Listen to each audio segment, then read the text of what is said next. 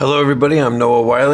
I'm one of the creators of the Pitt, and today we're going to be doing a speed read recap of season 1. It's the top of the day shift, and attending physician Dr. Michael Robbie Rabinovich walks into the Pitt, the emergency room of the Pittsburgh Trauma Medical Center. Today is going to be a tough one. It's the 4-year anniversary since his mentor, Dr. Adamson, died from COVID complications, and it's the first time that he's been on shift for it. Before the day can really start, he heads up to the roof, where Dr. Jack Abbott. First patients to arrive in the ER are a woman who's been hit by a train after falling on the tracks, and her savior, a man who jumped down to help her and got knocked out during the rescue. Her lower leg was so badly injured that as the doctors are setting it back into place, Javati faints from the gruesome sight.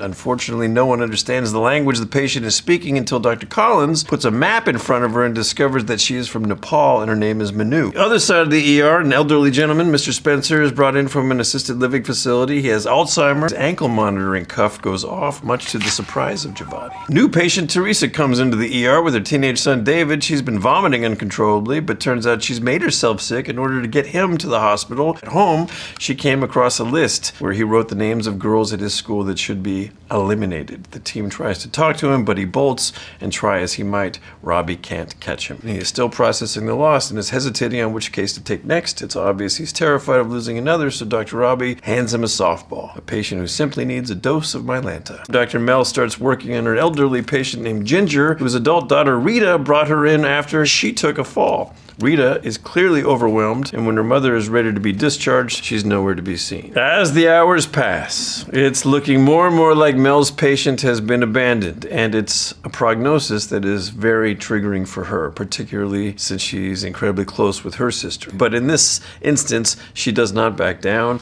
and she forces him to see the situation from the perspective of the girls that David might harm. It's all hands on deck preparing for the incoming injured from the music festival, and Robbie can't get a hold of Jake. David finally returns and is immediately tackled by the cops as the suspected shooter. They drag him inside and lock him in a room. The rumor mill is added again throughout the ER that they have the shooter, but it's not long before the news comes in. The actual shooter was found with a self-inflicted gunshot wound not far from the festival. Robbie goes to see Jake before he leaves, and it's crystal clear that Jake blames him for Leia's death. And if that's not enough, the last thing Robbie does for the night is inform Leia's parents that she didn't make it. It's all too much. I am more exhausted reading the synopsis of season 1 than I was shooting season 1.